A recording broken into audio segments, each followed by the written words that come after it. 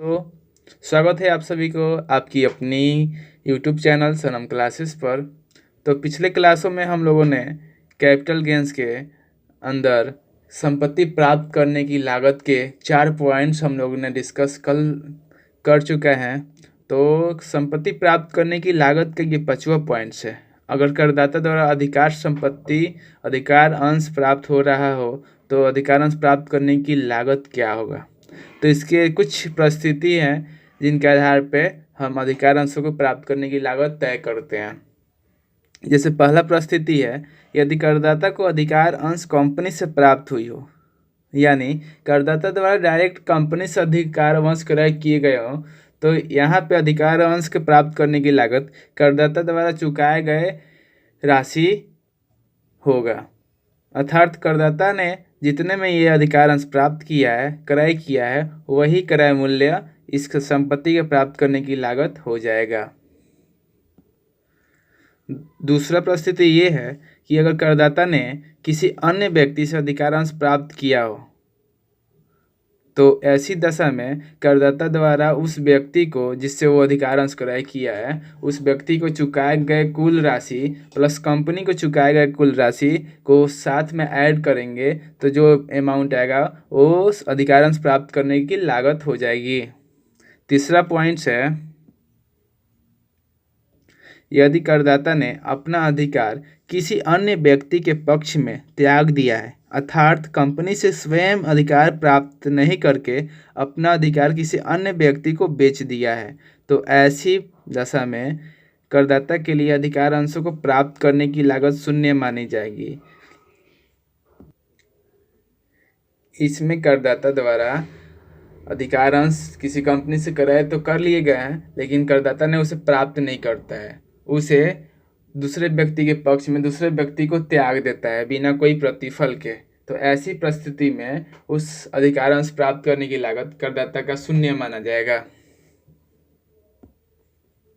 संपत्ति प्राप्त करने की लागत का ये 6 पॉइंट है। ख्याति एवं अन्य अमूर्त संपत्तियां जैसे ट्रेडमार्क, कमर्शियल राइट्स आदि प्राप्त करने की लागत निम्न प्रकार से निर्धारित किए जाते हैं। उसके भी 3 पॉइंट्स है। इन तीनों पॉइंट्स को हम लोग बारी बारी से समझेंगे। यदि संपत्ति किसी पूर्व स्वामी से क्रय की गई हो, ट्रेडमार्क, कमर्शियल राइट जैसे संपत्ति किसी दूसरे पूर्व संपत्ति से क्रय किए गए हो, तो क्रय मूल्य जो होगा वही इन संपत्तियों का लागत मूल्य हो जाएगा। इन संपत्तियों का लागत मूल्य हो जाएगा, प्राप्त करने का लागत हो जाएगा। दूसरा पॉइंट है, अन्य दशा में शून्य परंतु सेक्शन 49 सबसेक्शन 1 में वर्णित दशाओं को छोड़ करके, मतलब कि अन्य दशा में ट्रेडमार्क और कमर्शियल राइट जैसे संपत्ति प्राप्त करने की लागत शून्य हो जाएगी। मतलब कि करदाता द्वारा अगर क्रय नहीं किया गया हो, इसके अलावा करदाता को किसी भी प्रकार से प्राप्त हुआ हो, तो ऐसी दशा में इसकी लागत ट्रेडमार्क और कमर्शियल राइट जैसे संपत्ति की लागत शून्य मान लिए जाएंगे, लेकिन सेक्शन 49 सबसेक्शन 1 को छोड़कर, क्योंकि सेक्शन 49 सबसेक्शन 1 में इन दशाओं के पूर्व स्वामी की लागत संपत्ति प्राप्त करने की लागत मान ली जाती है इस सेक्शन के अनुसार। अगर ये सेक्शन का चर्चा कोई नहीं किया गया हो तो वैसी परिस्थिति में हम शून्य मान लेते हैं संपत्ति की लागत, अगर करदाता को बिना क्रय किए हुए संपत्ति प्राप्त हुई हो तो उस परिस्थिति में। अगर करदाता द्वारा संपत्ति क्रय किए गए हैं तो क्रय मूल्य ही उस संपत्ति का लागत हो जाएगा। करदाता का उस संपत्ति का लागत क्रय मूल्य ही हो जाएगा। अगर करदाता ने क्रय नहीं किया हो, उसे किसी दूसरे दशा में किसी दूसरे प्रकार से उसे संपत्ति प्राप्त हुआ हो, जैसे ट्रेडमार्क, कमर्शियल राइट जैसे संपत्ति उसे बिना क्रय किए हुए संपत्ति प्राप्त हुई हो, तो ऐसी दशा में उस संपत्ति की लागत शून्य मान ली जाएगी, लेकिन सेक्शन 49 सबसेक्शन 1 को छोड़कर। क्योंकि सेक्शन 49 सबसेक्शन 1 में के अनुसार, ये सेक्शन के अनुसार अगर बिना क्रय किए हुए करदाता को अगर अधिकार अंश ट्रेडमार्क, कमर्शियल राइट जैसे संपत्ति प्राप्त होते हैं तो उसके पूर्व स्वामी की जो लागत होती है वही करदाता की लागत मान ली जाती है। तो हम लोग का जो था संपत्ति प्राप्त करने की लागत, वो हम लोग के 6 पॉइंट्स जो थे वो बहुत ही महत्वपूर्ण थे, जो कि हम लोग समझ चुके हैं। तो आगे बढ़ते हैं। अब कैपिटल गेंस की जो थर्ड एलिमेंट्स था वो था कंप्यूटेशन ऑफ कैपिटल गेंस, मतलब कैपिटल गेंस को कंप्यूट कैसे करना है, इसका थर्ड एलिमेंट और लास्ट एलिमेंट हम लोग का अध्ययन करना है। तो दो तरह के संपत्ति होते हैं, कैपिटल एसेट्स होते हैं, जो कि आप लोगों को पता ही होगा, शॉर्ट टर्म कैपिटल एसेट्स और लॉन्ग टर्म कैपिटल एसेट। तो शॉर्ट टर्म कैपिटल एसेट से जो लाभ होता है उसे हम शॉर्ट टर्म कैपिटल गेंस बोलते हैं या शॉर्ट टर्म कैपिटल लॉस बोलते हैं, और लॉन्ग टर्म कैपिटल एसेट से जो हमें लाभ या हानि होता है उसे हम लॉन्ग टर्म कैपिटल गेंस या लॉन्ग टर्म कैपिटल लॉस बोलते हैं। तो हमें कैपिटल गेंस दो परिस्थिति में कैलकुलेट करने होते हैं, यदि कैपिटल एसेट शॉर्ट टर्म प्रकृति का हो या कैपिटल एसेट लॉन्ग टर्म प्रकृति का हो। तो शॉर्ट टर्म प्रकृति के लिए कैपिटल एसेट हो तो उसके दशा में हम सबसे पहले देखेंगे शॉर्ट टर्म कैपिटल गेंस की दशा में sale of consideration. Sale of consideration का मतलब हुआ कि अगर करदाता द्वारा किसी संपत्ति का हस्तांतरण किया गया, सेल किया गया, तो उसके बदले उसे जो कंसिडर प्राप्त करता है करदाता उस अमाउंट को लेंगे, उसमें से लेस करेंगे ट्रांसफ़र एक्सपेंसेस, यानी सेल पे जो ट्रांसफ़र करने पे करदाता का जो एक्सपेंस होते हैं उस एक्सपेंस को यहाँ पे हम लेस करेंगे, तो मेरा जो निकलेगा वैल्यू, जो अमाउंट निकलेगा वो हो जाएगा नेट सेल कंसिडरेशन, मतलब कि शुद्ध विक्रय मूल्य। फिर उसमें से हम अगर उस संपत्ति पे इम्प्रूवमेंट का खर्च जितना भी आए हो उसे हम लेस करते हैं, और फिर दूसरा लेस करते हैं कॉस्ट ऑफ एक्विजिशन, मतलब उस संपत्ति के जितना वास्तविक लागत है उसको हम लेस करते हैं।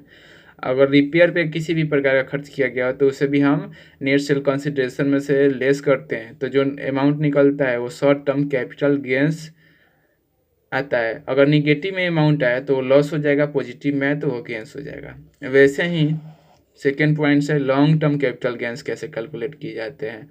तो फिर लॉन्ग टर्म कैपिटल एसेट्स का जो सेल कंसिडरेशन होगा उस अमाउंट को हम लेंगे, फिर उसमें से लेस करेंगे ट्रांसफ़र एक्सपेंसेस, जो कि शॉर्ट टर्म कैपिटल गेंस में भी ट्रांसफ़र एक्सपेंसेस हम लोग लेस करते हैं। तो करदाता द्वारा उस संपत्ति के हस्तांतरण करने पे अगर किसी भी प्रकार का खर्च किए जा रहा है तो वो ट्रांसफ़र एक्सपेंसेस कहलाता है,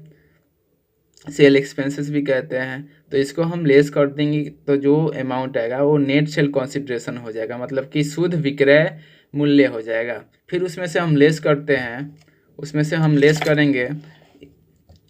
इंडेक्स कॉस्ट ऑफ एक्विजिशन और इंडेक्स कॉस्ट ऑफ इम्प्रूवमेंट। वहाँ पे सिर्फ कॉस्ट ऑफ एक्विजिशन लेस करते थे और कॉस्ट ऑफ इम्प्रूवमेंट लेस करते थे शॉर्ट टर्म कैपिटल गेंस में, लेकिन लॉन्ग टर्म कैपिटल गेंस में कॉस्ट ऑफ एक्विजिशन का इंडेक्स वैल्यू निकालते हैं और कॉस्ट ऑफ इम्प्रूवमेंट का भी इंडेक्स वैल्यू निकालते हैं। तो इंडेक्स वैल्यू निकालने का फॉर्मूला होता है, वो आगे हम व्याख्या करेंगे,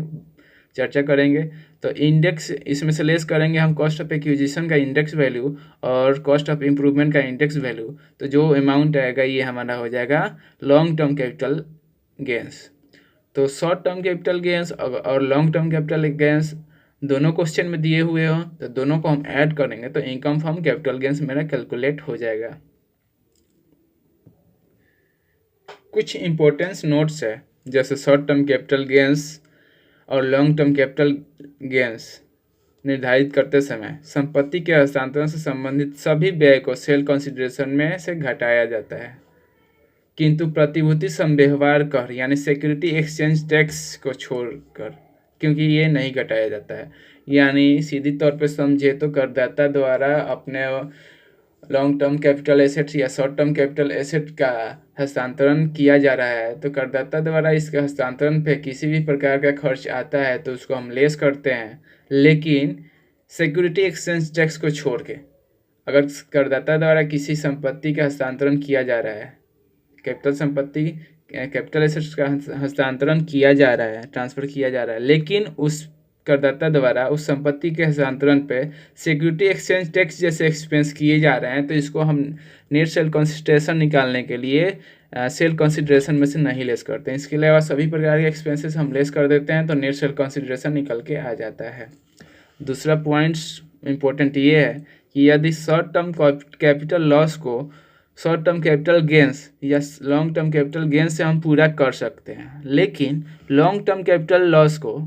हम सिर्फ लॉन्ग टर्म कैपिटल गेन से ही पूरा कर सकते हैं, शॉर्ट टर्म कैपिटल गेन से हम पूरा नहीं कर सकते हैं। अब वो फॉर्मेट में जो था इंडेक्स कॉस्ट ऑफ एक्विजिशन कैसे निकालेंगे और इंडेक्स कॉस्ट ऑफ इम्प्रूवमेंट कैसे निकालेंगे, तो उसके लिए फार्मूला यहाँ पे दिया गया है, आप लोग समझ सकते हैं। एक बार चर्चा कर लेते हैं हम लोग भी। इंडेक्स कॉस्ट ऑफ एक्विजिशन निकालने के लिए उसका फार्मूला होता है एक्चुअल कॉस्ट ऑफ एक्विजिशन, मतलब एक्चुअल कॉस्ट का मतलब हुआ कि उस संपत्ति का वास्तविक लागत जिसका हस्तांतरण करदाता द्वारा किया गया है या किया जा रहा है, तो उसका वास्तविक लागत लेंगे, एक्चुअल कॉस्ट ऑफ एक्विजिशन लेंगे, उसमें से मल्टीप्लाई करेंगे index of year of the transfer, मतलब कि इंडेक्स वैल्यू जिस साल में उस संपत्ति का हस्तांतरण किया जा रहा है, जिस साल उस संपत्ति का ट्रांसफ़र किया जा रहा है, उस साल का इंडेक्स वैल्यू से हम actual cost of acquisition multiply करेंगे और डिवाइड करेंगे index of the year of the acquisition, मतलब कि जिस साल में उस संपत्ति का, मतलब जिस साल वो संपत्ति करदाता को प्राप्त हुआ हो, किसी भी प्रकार से वो संपत्ति करदाता को प्राप्त हुआ हो, तो उस साल का भी हम इंडेक्स वैल्यू से इन दोनों में हम डिवाइड करते हैं, तो जो निकलेगा वो cost, index cost of acquisition कहलाएगा। वैसे ही इंडेक्स कॉस्ट ऑफ इम्प्रूवमेंट का भी सेम प्रोसीजर है। Index cost of improvement equal to cost of improvement, जो एक्चुअल में संपत्ति को इम्प्रूव करने के लिए जो कॉस्ट आया हो उस कॉस्ट को हम लेंगे, उसमें मल्टीप्लाई करेंगे index of the year of the transfer, यानी उस संपत्ति का हस्तांतरण, उस संपत्ति का ट्रांसफ़र जिस वर्ष किया जा रहा है उस वर्ष का इंडेक्स वैल्यू से हम मल्टीप्लाई करेंगे, फिर वो दोनों में डिवाइड करेंगे index of the year of improvement, यानी इम्प्रूवमेंट जिस साल किया जा रहा हो उस साल का इंडेक्स वैल्यू से हम डिवाइड करते हैं, तो जो अमाउंट निकलेगा वो इंडेक्स कॉस्ट ऑफ इम्प्रूवमेंट होगा। तो बात ये आती है कि यहाँ पे इंडेक्स वैल्यू तो दिया हुआ है फार्मूला में, तो हम इंडेक्स वैल्यू लाएंगे कहाँ से,